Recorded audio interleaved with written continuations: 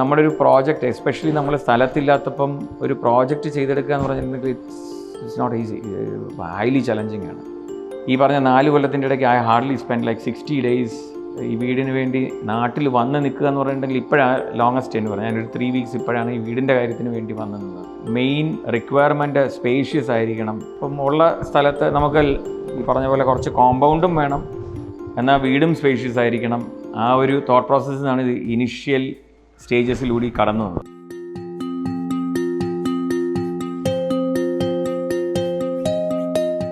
ഈ ഡോർ ഇത് collapsible type ഡോറായി ബാക്കിലുള്ളത്. Side കോർട്ട്യാർഡും നടുക്കും glass റൂഫിലേക്ക് പോയത് നടുത്തളം എന്നുള്ള കോൺസെപ്റ്റ് മാറ്റിയിട്ട് ഗ്ലാസ് റൂഫ് വന്നപ്പോഴത്തേക്ക് അടുത്ത ചലഞ്ച് വന്നു, എങ്ങനെയാണ് ഇതിൻ്റെ ചൂട് കണ്ടെയ്ൻ ചെയ്യുന്നത്, AC എങ്ങനെ കണ്ടെയ്ൻ ചെയ്യും. അപ്പോഴത്തേക്ക് പിന്നെ ഈ കേർട്ടൻ, സ്കൈ കർട്ടൻ എന്നുള്ളൊരു കോൺസെപ്റ്റിലേക്ക്.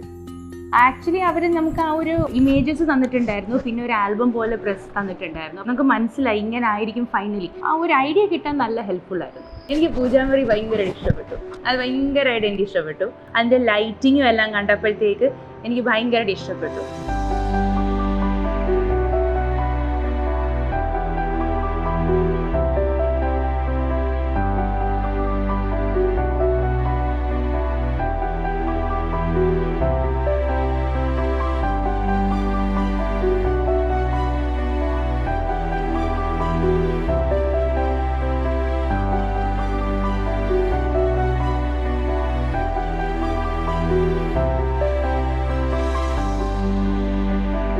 ഫസ്റ്റ് ഒരു ഇനിഷ്യൽ ഡിസൈൻ തന്നെ, അപ്പോൾ ഇനിഷ്യൽ ഡിസൈൻ്റെ സെയിം ആയിട്ട് അവർ ചെയ്തു തന്നെ. So it was exactly the same. എനിക്ക് ബ്ലാക്ക് ഇഷ്ടമാണ്, so we just kept one wall as black, ബാക്കിയെല്ലാം വൈറ്റ് ആയിരുന്നു.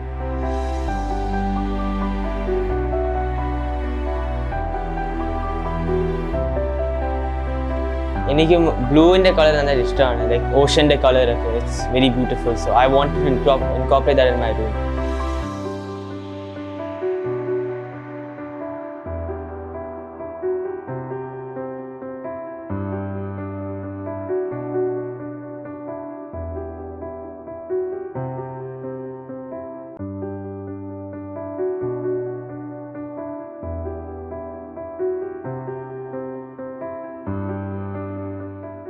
എല്ലാം നല്ല സോളിഡ് ആയിട്ടുള്ള വുഡും. It's worth the money spend four.